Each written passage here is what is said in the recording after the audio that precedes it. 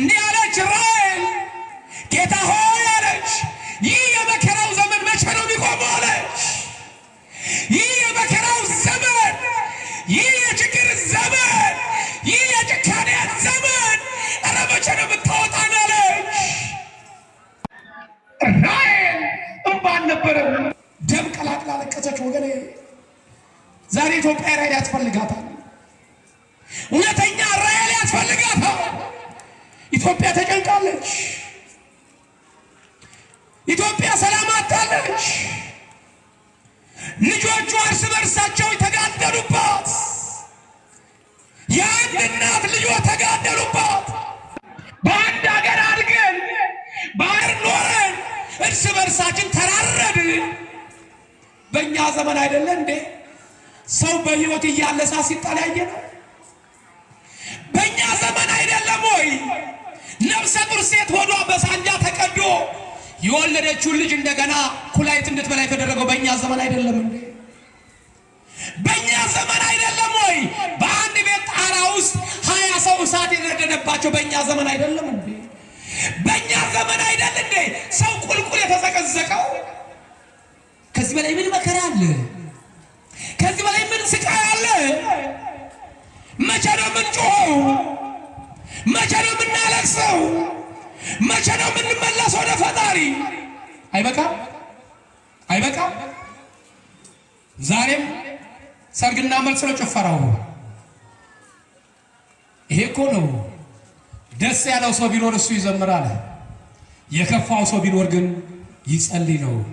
ዛሬ ምን ነው ተገኝቶ ነው እልል እያልን መከራ እያየን ያለ ነው፣ እያጨበጨብን ያለ ነው። የቃል ኪዳን ታቦት ወጥቶ ያላለቀሰ ያልተመረቀቀ ያልተንደባለልን ጌታ ሆይ እባክህን ከክብር ወጥተሃል፣ በኢትዮጵያ ውስጥ የገባውን መከራ አውጥተህ ብሎ ማን ነው የሚያለቅሰው?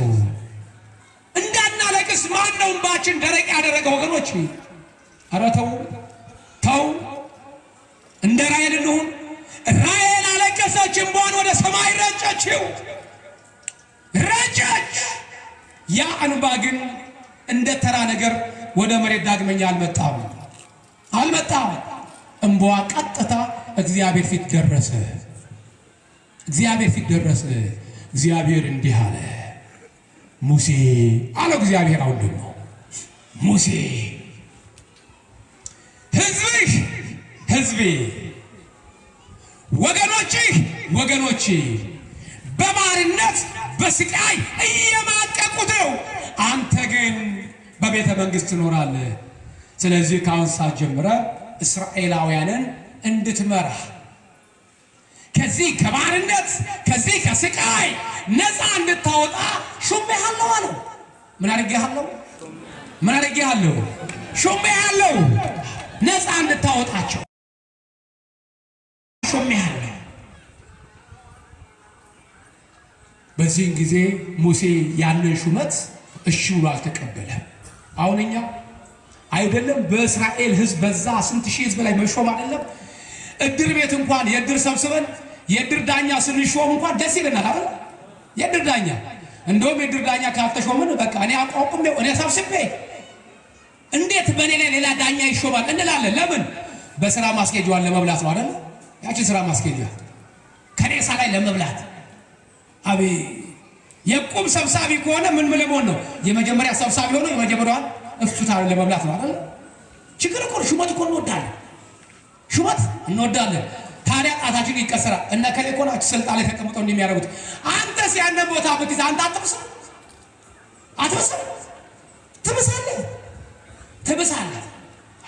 ትብሳለህ። ስለዚህ ውጣ ነው። ሙሴ ብልጥ ነው። እንዲህ አለ። ምን አለ? አንተ ከኛ ጋራ ከዚህ ካልወጣህ እንዳታወጣህ። ምንድን ያለ? ከኔ ጋር ናችሁ? ማርያምን ከኔ ጋር ናችሁ? እስቲ በአንድ እጃችሁ አጨብጭቡ።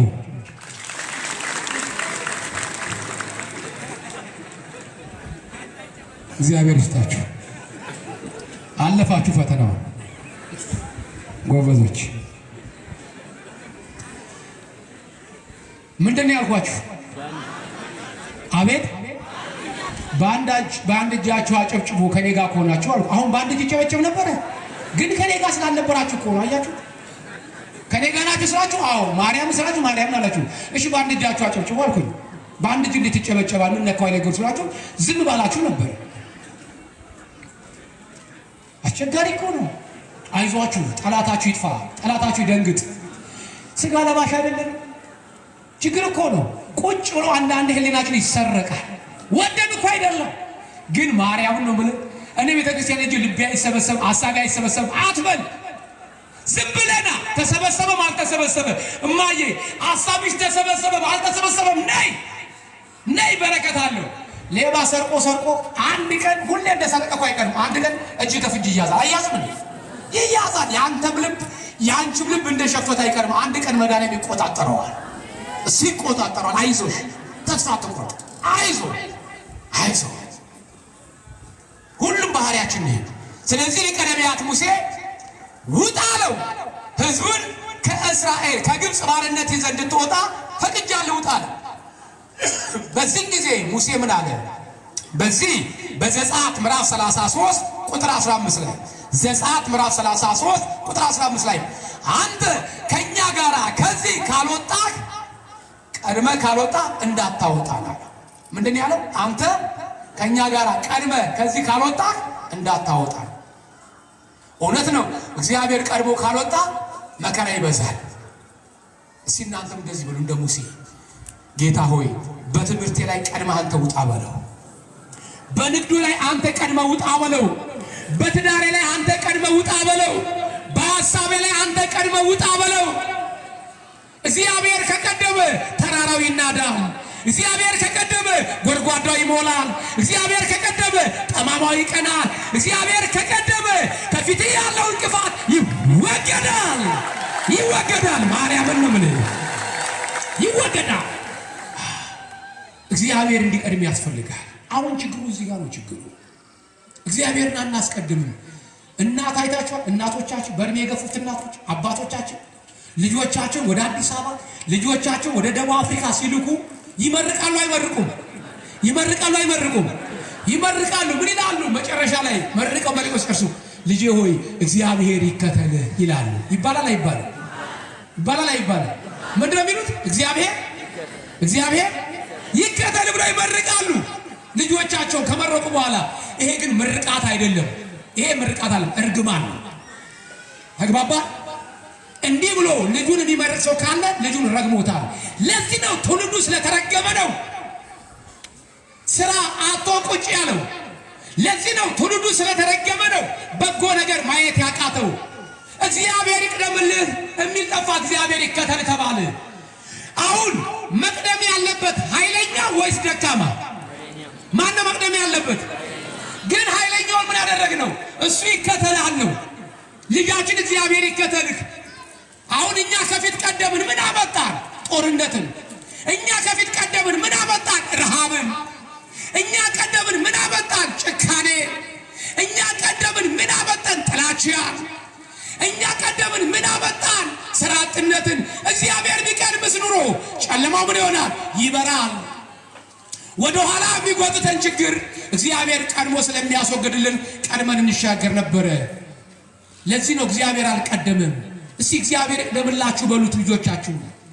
ልጅ ሆይ እግዚአብሔር ይቅደምልሽ በሏት። ልጅ ሆይ እግዚአብሔር ይቅደምልህ በሉት። ተራራውን ቀድሞ ይደልድልልህ በሉት። ጠማማውን ያቃናልህ በሉት። ልጆቻችሁን ስትመርቁ እንዲመርቁ ኃይለኛው ይቅደም፣ ጥበበኛው ይቅደም፣ አምላክ ይቅደም። እግዚአብሔርን ያስቀደሙ ከመከራ አምልጠዋል። እግዚአብሔርን ያስቀደሙ ከችግር ወጥተዋል። እግዚአብሔርን ያስቀደሙ ከሞት ወደ ሕይወት ተሸጋግረዋል። እግዚአብሔርን ያስቀደሙ ታሪካቸው ተቀይረዋል። ስለዚህ ወንድሜ ከነ ቋጠሮ ቁጭ ብለሃል። እግዚአብሔር ደግሞ ምን አረኩ ትላለህ? ይማርና ወጣቱ አይ መድኃኒዓለም አረ ምን አድርጌ ነው ተው ለኔ አሁን ስራ አትነው ትላለህ። እግዚአብሔር ደግሞ ይላል ከኋላ ሆኖ እባክህ ልጄ ከፊት አስቀድመኝ ይልሃል። ከፊት አስቀድመኝ። አይ እናቴ መረቀችኝ እኔ ከፊት አንተ ከኋላ ያልከው ትለዋለህ። ለዚህ ነው ኢትዮጵያነትን የጠላኸው። ኢትዮጵያ ሆነ የጠላው ለዚህ ነው። አንዳንድ ወጣት አይታችኋል። እኔ ምን አለበት እግዚአብሔር አምላክ ኢትዮጵያ ውስጥ ሰው አድርጎ ከሚፈጥረኝ ይላል። ምንድነው የሚለው? አቤት ኢትዮጵያ ውስጥ ሰው አድርጎ ከሚፈጥረኝ መድኃኔዓለም እንደው ምን አለበት አሜሪካን ሀገር ጅንስ አድርጎ በፈጠረኝ የሚል ሰው አለ። አሜሪካን ሀገር ጅንስ አድርጎ በፈጠረኝ ወንድሜ፣ መጀመሪያ ሰው አድርጎ ስለፈጠረ እግዚአብሔርን አመስግነው። አሜሪካን ጅንስ አድርጎ ቢፈጥር እልዋህ ኢትዮጵያ ከሆነ ጃኬቱ ኬንያ፣ ሱሪው ደግሞ በሰልባጅ ኢትዮጵያ ትመጣለህ። በሰልባጅነት አይቀርልህም፣ አይቀርም። በሰልባጅ ትመጣለህ። እልዋህ ነው የሚያንከራተት። እንደ ፈረንጅ ደግሞ 2 ቀን ለብሶ ቅርጫት ያረጉርም። አበሻ ይችልበታል አለባበሱ። አዎ ሳሙና ቢያጣ አጃክስ ቢያጣ ወንዝ ለወንዝ እየወሰደ እስከምትቀዳደድ ይለብሰሃል። ሰው አድርጎ ስለፈጠረ እግዚአብሔር ውደደው። ወንድሜ እግዚአብሔር ስላልቀደመ ነው ብዙዎቻችን መከራ የቀመስ ነው። እኔ እንቀላ ሰው አድርገኛል እንዴ? እኔ እኮ ከዚህ ዩኒቨርሲቲ ነው ሰቃይ ነበርኩ። ማስሬት አለኝ፣ ዲግሪ አለኝ። ፎር ነበርማ መጣው ትላለህ። ፎር ብታመጣ የችግር ፎረፎር ለቀቀብህ። የሥራ ማጣት ፎረፎር ለቀቀብህ። ለምን ተመርቀና ለምን እንጀራ ያልበላ ነው? እግዚአብሔር ስላልተዋጋ፣ በእግዚአብሔር ስላልተመረቅን። የምንመረቀው በዓለማዊ ዶክተሬት ያላቸው ሰዎች ይመጡና አዳራሽ ላይ በታዋቂ ሰዎች እንመረቃለን። በሉ መነሳነሳችሁን ከግራ ወደ ቀኝ አድርጉ፣ እንኳን ደስ አላችሁ ተመረቁ እንባላለን። እግዚአብሔር ግን አልመረቀንም።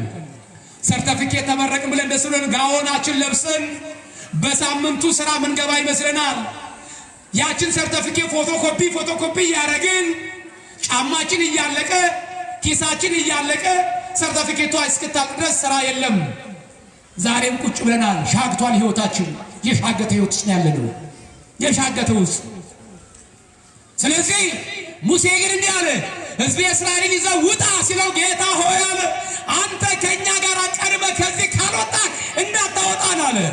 እግዚአብሔር ለሙሴ እንዲህ አለ፣ ሙሴ እኔ ቀድሜ እወጣለሁ አሳርፍሃለሁኝ አለ። ምን አደርጋለሁ አለ? ቀድሜህ እወጣለሁ አሳርፍሃለሁ አለ። እግዚአብሔር ያሳርፈን። አሜን። እግዚአብሔር ያሳርፈን። እውነትም ሙሴ ከእግዚአብሔር ጋር ቃል ለቃል ገባ። ወጣ እስራኤል ይዞ ቀኑን ፀሐይ እንዳያቃጥላቸው እግዚአብሔር ስለቀደመ ሚካኤልን አስቀደመላቸው። ቀኑን በደመና ሌሊቱ ደግሞ ውድቅ ሌሊት እንቅፋት እየመታ አዛውንቱ እንዳይወድቅ እሾህ እየጎተተ ወደ ኋላ እንዳይጥላቸው እግዚአብሔር አምላክ ሌሊቱን በብርሃን መራላቸው። ሌሊቱን በብርሃን መራ፣ ቀኑን በደመና ሌሊቱን በብርሃን። ደስ አላቸው እስራኤላውያን ከነኮተታቸው ከልጅ ልጅ ሽማግሌዎች ሳይቀር በውድቅ ሌሊት ወጡ። ከየት? ከፈርዖን ግዛት ከግብፅ ወጡ። እንደ ልማዳቸው ጠዋት እስራኤላውያን ስራቸውን ይሰራሉ ተብሎ ሲጠበቅ ረፋድ ላይ እስራኤል የሚባል ነገር የለም። ከተማውን ለቆ ቅርቅ ብሎ ወጡ። እንኳን ሰው ግመሎቻቸው በቅሎቻቸው ሁሉ ሳይቀር ወጥተዋል። ሩጠው ሄዱ አሽከሮች። ንጉሥ ሆይ 1000 ዓመት ኑር፣ 1000 ዓመት ያንግስ። እስራኤላውያን ከካምባቸው ለቀው ወጡ። የሉም። የት ሄዱ? ምን እናውቃለን? ጥሻ ለጥሻ ገደል ለገደል የሚፈልጉ የሉ። ሰዓቱ ነጎደ። እስራኤላውያን ግን ሄደዋል። በዚህ ጊዜ ጠላት ፈርዖን ሰረገላውን ጭኖ በቅሎውን ጭኖ ፈረስ ጭኖ ወታደር ይዞ ማርኮ ሊያመጣ ከኋላ ይከተላል። እስራኤላውያን ደግሞ ከፈርዖን አመለጥን ብለው ደስ ብሏቸው ሲሄዱ ከፊታቸው ያልታሰበ ድንገተኛ ባህር ገጠማቸው። ያልታሰበ ስፋቱ ሄደው የማይባል ቀይ ባህር ገጠማቸው። ጀልባ የለ፣ መርከብ የለ፣ ታንኳ የለ። እንዴት ይሻገሩ? ወደ ኋላ እንዳይመለሱ ሴፍ አለ። ፈርዖን ሊያርዳቸውን አንገታቸው ደርሶ ወደፊት እንዳይሄዱ ደግሞ ሞት ነው። ሙሴ አሉት አንተ ጨካኝ፣ አንተ አረመኔ፣ ከንጉሥ ከፈርዖን ጋር ተሞዳሙደህ ተነጋግረህ ሞታችን እንኳን በግብጽ እንዳይሆን በባህር ከነዘር ማንዘራችን እንድናልቅ ነፃ አወጣቸዋለሁ ብለህ ሞት ቀለበት ውስጥ ከተትከ ብለው ጮሁበት ወደሱ። ሙሴ ግን ከፊት ባህር እንዳለ ያውቅ ነበር እንዴ? አያውቅም። እሱም እኮ እንግዳ ነው። ግን ፈረጁት፣ ያለ ስራ ሰጡት። ሙሴ ጮሁበት፣ እሱ ወደ ማይጩህ መፍትሄ ወደ ማን ያለው? ወደ እግዚአብሔር። መፍትሄ ወደ እግዚአብሔር ያለው ወገኖች፣ ወደ እግዚአብሔር ጩሁ። ማርያምን ነው መላችሁ የሚያሻግር እግዚአብሔር ነው። የተሻለ ዘመን የሚያሳይ እግዚአብሔር ነው።